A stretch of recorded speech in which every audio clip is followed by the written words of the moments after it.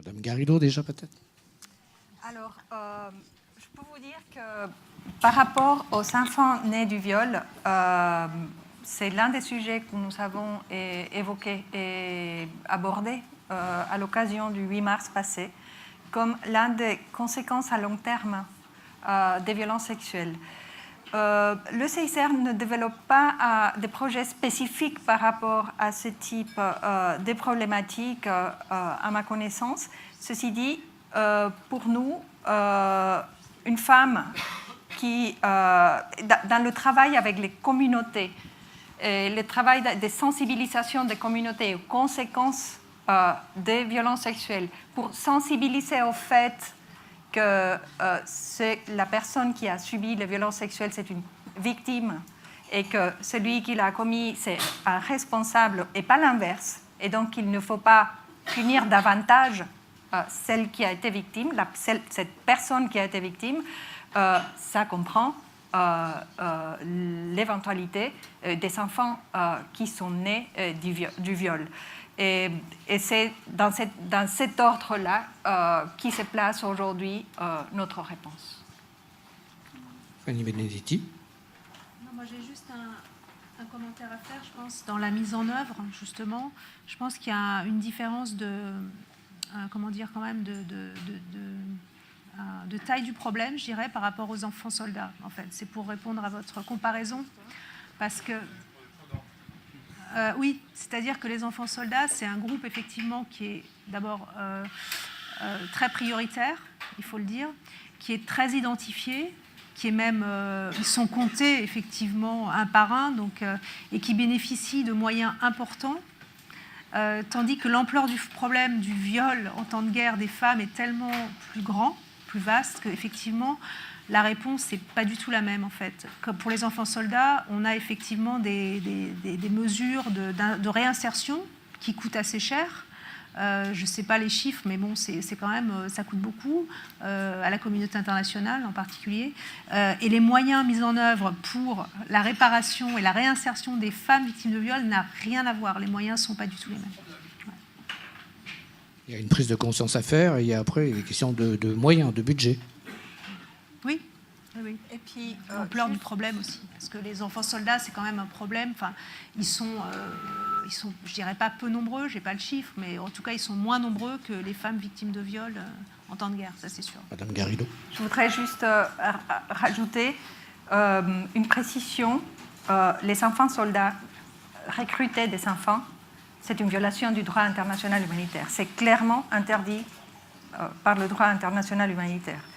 Concernant la réponse du CICR par rapport à ce phénomène, bien entendu, elle reste donc la sensibilisation, l'information et la formation des porteurs d'armes sur cette interdiction, mais aussi dans notre programme de rétablissement des liens familiaux, qui est un programme énorme qui est mené de plus en plus en association avec les sociétés nationales des Croix-Rouges et du Croissant-Rouge du monde entier. On est très sensible à la question de savoir si, à l'heure de réunifier un enfant qui veut rentrer dans sa communauté ou regagner sa famille, quel a été son parcours, s'il a été combattant ou pas, et quelle va être la perception de sa communauté et de sa famille. Si cette réunification familiale va être une histoire d'amour, une histoire de famille, ou si ça va être une histoire de stigma et une histoire de rejet. Donc on est parfaitement sensible à ce phénomène et bien sûr ça fait en sorte que ça nous prépare aussi pour dans la réflexion de réponses plus larges à la question des violences sexuelles et les enfants nés du viol et ce même rejet potentiel communautaire. Merci. Une question dans le public. Oui, bonjour. Alors, je suis étudiante de Paris 1, donc je suis venue avec notre professeur, Monsieur Philippe Riffman, pardon.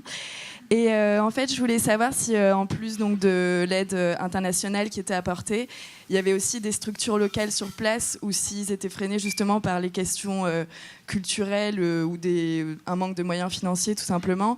Et s'il existe ce genre de structure, est-ce que vous travaillez en parallèle avec eux et en collaboration? Merci. Docteur Bédoui.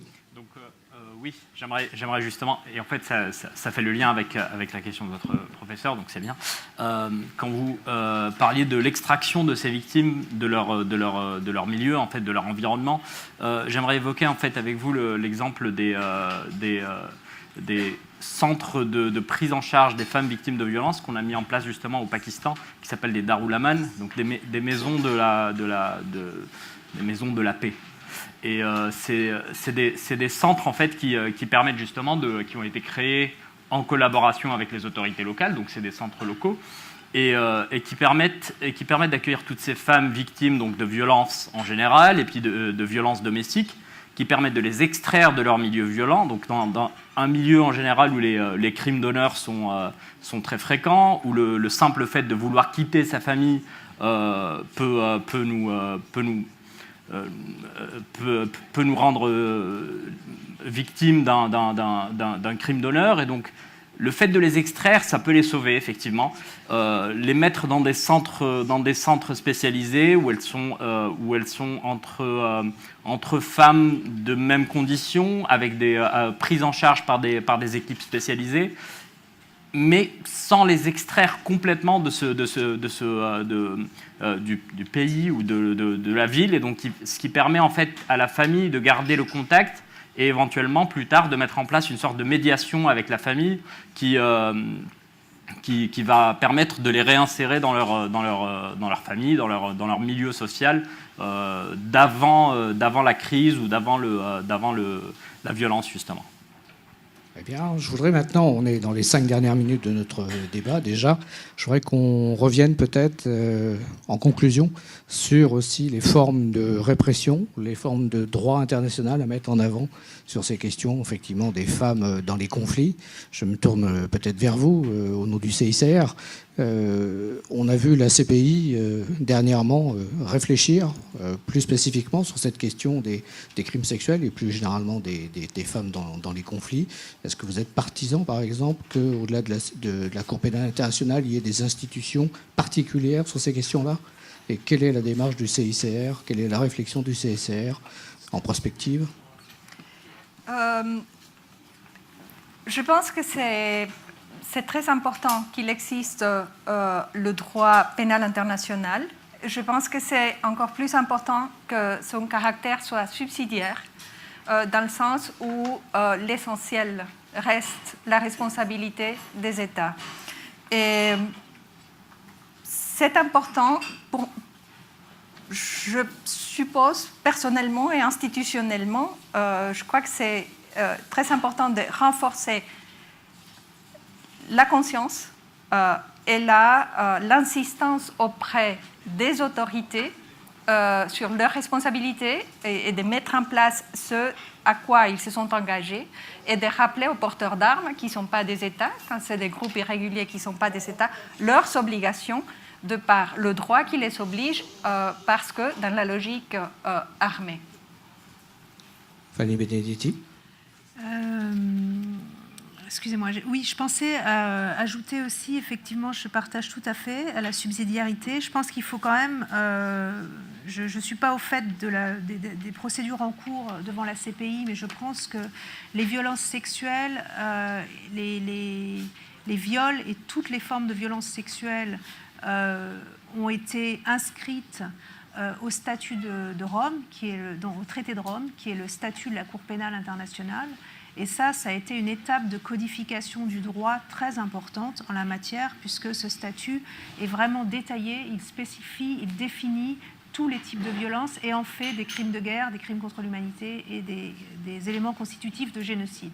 Donc ça, c'est une avancée quand même très très importante. Après, dans la jurisprudence, on a vu que la justice était assez lente, qu'il y avait des écueils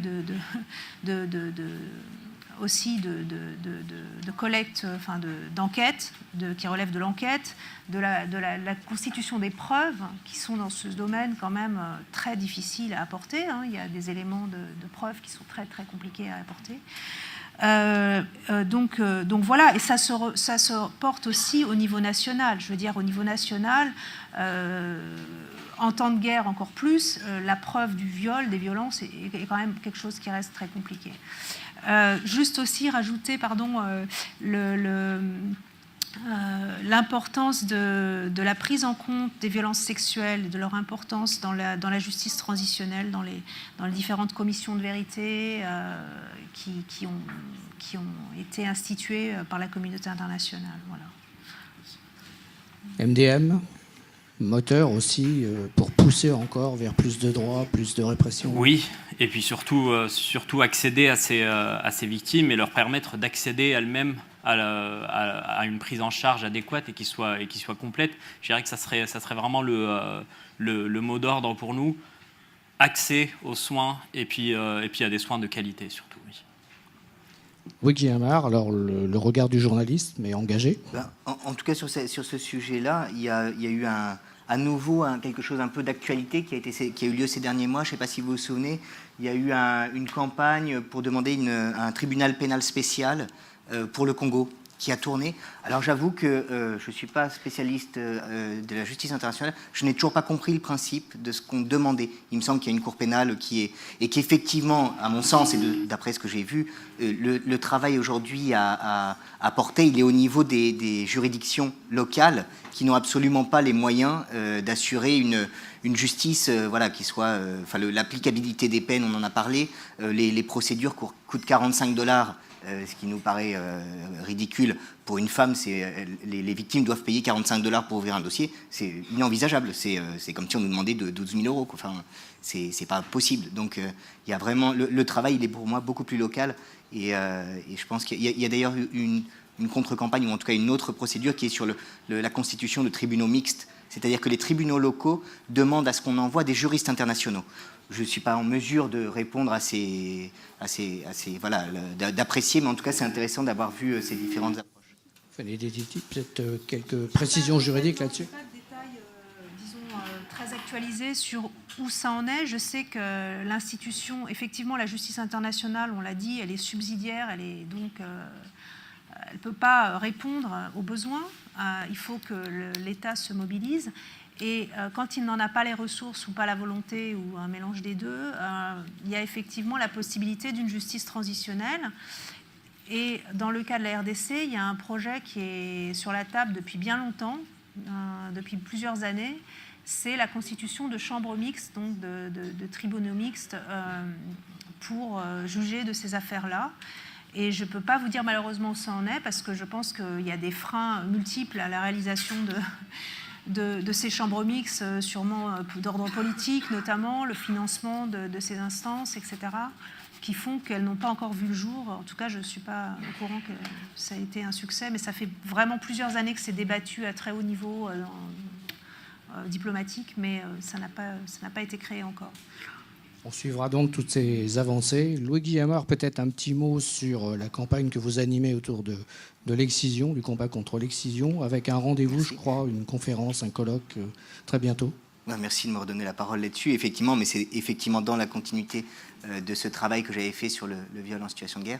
Donc une mobilisation qui s'intitule Excision, parlons-en, et où on a voulu un peu aussi avec cette approche, comme j'avais fait autour du viol, croiser les champs autour de la thématique de l'excision. C'est-à-dire qu'on a de la question juridique, on a la question de la santé, bien sûr, la question des dynamiques sociales. Et effectivement, on fait régulièrement des rencontres. Donc, c'est une thématique qui intéresse des personnes.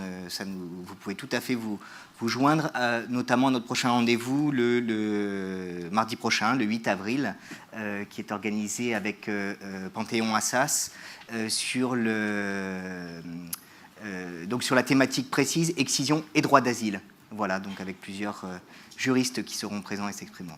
Merci. Très bien, je crois que ça nous intéressera. Et je rappelle votre ouvrage, donc Survivantes femmes violées dans la guerre en République démocratique du Congo, aux éditions de l'Atelier. Et puis un ouvrage qui était paru avec le soutien du CICR, vous l'avez évoqué tout à l'heure, 11 femmes dans la guerre, qui est un ouvrage donc à la fois de photos et de témoignages que vous pouvez vous procurer auprès du blog du CICR Paris. Voilà, il est 19h, je vous remercie de votre attention et je vous donne rendez-vous pour un prochain 5 à 7 du CICR le 19 juin prochain.